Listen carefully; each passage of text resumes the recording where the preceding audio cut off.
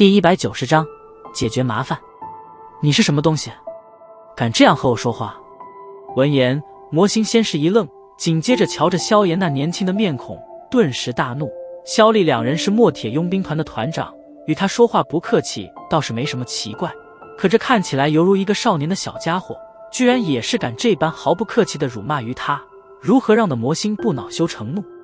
魔星的喝骂刚刚出口，萧厉脸色便是猛地一冷，手中紧握的乌钢枪之上瞬间跳跃起一抹电弧，脚步朝前一踏，长枪带着一股尖锐的劲气，狠毒地对着魔星喉咙爆射而去。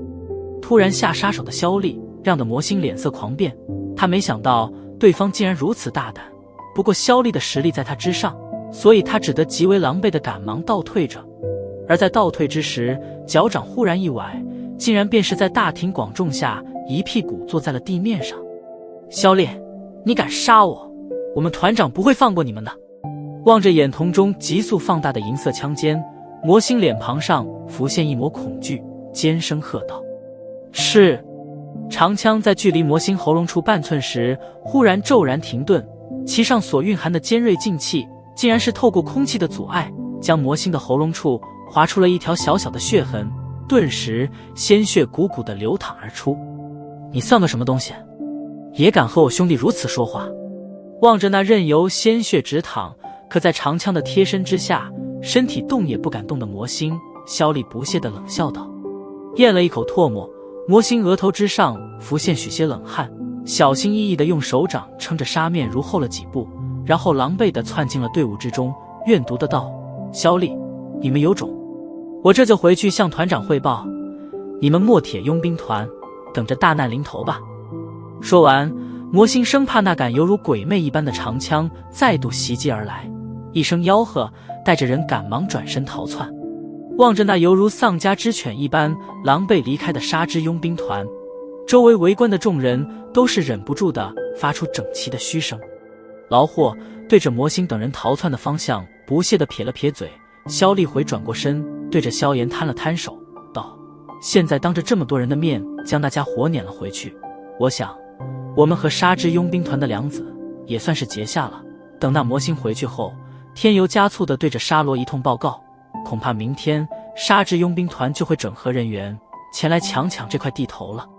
萧炎笑着点了点头，抬头目光在周围扫了扫，轻声道：大哥二哥，你们只要将这块地面守好就行，至于那杀之佣兵团，我去解决。你真的能够办到吗？如果实在不行的话，萧鼎眉头微皱，有些担心的道：呵，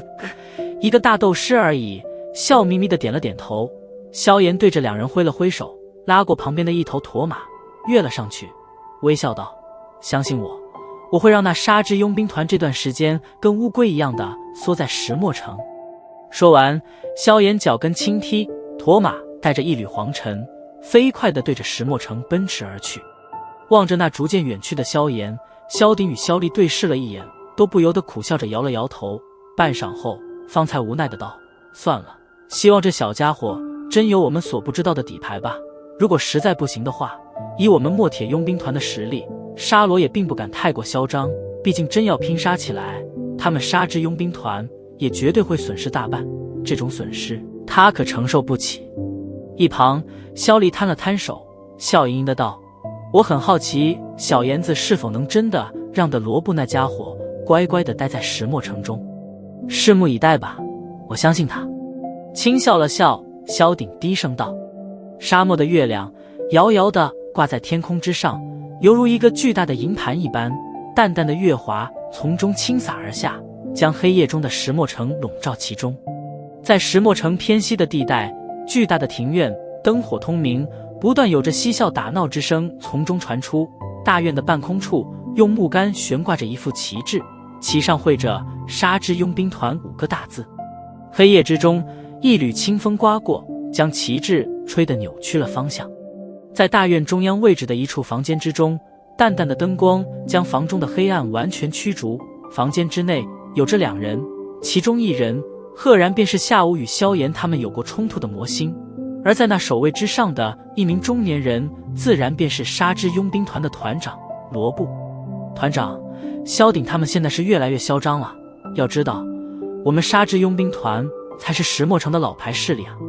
那2个毛头小子这才来了没几年，竟然便是敢这般无视我们。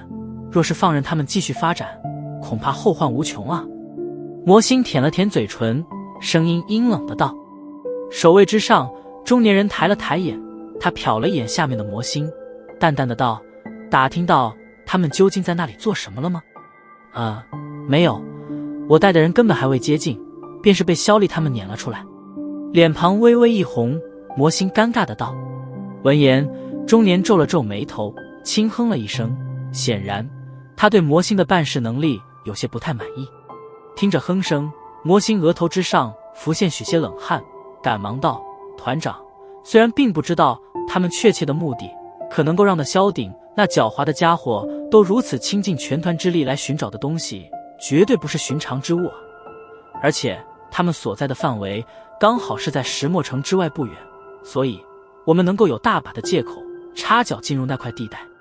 罗布微微点头，脸庞却依然有着一分踌躇。在没有得到具体是什么东西之前，他并不太想和墨铁佣兵团起冲突。虽然自己是一名大斗师，可团中的强者除了魔星是斗师之外，其他的全部都是斗师之下。而反观墨铁佣兵团，不仅萧鼎与萧丽是斗师强者，而且团中还有2名2星斗师，这种总体实力可是比沙之佣兵团强了许多。所以罗布对墨铁佣兵团也是有着几分忌惮。团长，机不可失啊！沙漠中秘密太多，万一萧鼎他们挖掘出一些前人遗留而下的高级功法或者斗技，那么以后墨铁佣兵团可就真的会蹦到我们沙之佣兵啦。瞧着罗布的迟疑，魔星在心中暗骂了一声，然后开始吹风点火。好吧，在魔星的催促之下，罗布也是有些动摇了起来，再度沉吟了片刻，终于是忍不住的点了点头。明天整合人员，然后抢墨铁佣兵团的那块地盘。见到罗布终于点头，魔星脸庞上也是浮现一缕笑意，细眯的眼瞳中怨毒闪过。罗布团长，您的决定真的很让人失望啊！房间之中，淡淡的声音忽然毫无预兆地响起。突然响起的声音让得房间内部的2人脸色猛变，豁然转过头来，有些惊恐地发现，在那房角的椅子处，一位身着黑袍的少年居然不知何时出现了其上。你是谁？震惊地望着这竟然能够在自己毫无所觉的情况下来到房间中的少年，罗布利喝道。只不过这声音中似乎有些色厉内查的味道。团长，他是萧鼎与萧丽的兄弟。望着萧炎的容貌，魔星退后了一步，忽然叫道。闻言，罗布眼瞳微缩，目光死死地盯着萧炎，沉声道：这位朋友深夜来我沙之佣兵团，不知有何事？亲眼见识过萧炎出现的鬼魅身形，罗布才不会傻到将之当成一个什么都不懂的无知少年。没什么事，只是想请罗布团长最近几天之内管制着沙之佣兵团的团员，请他们不要出来打扰我大哥与二哥的正事。萧炎手指在桌面上轻轻点动，笑盈盈的道：小子，你也太猖狂了，你算什么东西？听得萧炎的话，魔星顿时怒喝道：甜造！抬了抬眼，萧炎望着那躲在罗布身后的魔星，漆黑的眸子中掠过一抹寒意，身子微起，然后骤然间化为一抹黑影，闪电般的穿过房屋中的重重阻碍，瞬间之后，手掌轻轻地贴在了魔星的后背之上，身子略微前倾，轻声道：你这狗头军师出的主意还是挺恶毒的呀。话音刚落，萧炎手掌之上森白的火焰猛然腾升而起，然后飞快地窜进满脸恐惧的魔星体内，顿时随着一声极其轻微的闷响，先前还是人形的魔星眨眼间便化成了一团漆黑的灰烬，瞬间击杀了魔星。萧炎轻拍了拍手掌，踱着步子来到那僵硬着身体背对着他的罗布面前，望着他那满脸冷汗，不由得微微一笑。瞧着面前少年脸庞上的笑容，罗布喉咙微微滚动了一下，先前前者所施展出来的鬼魅速度实在是让得他有些心寒，能够施展出这种恐怖的速度与实力，至少需要斗王级别的实力吧。斗王，罗布望着面前少年清秀的脸庞，心中悄悄地呻吟了一声，不到20岁的斗王。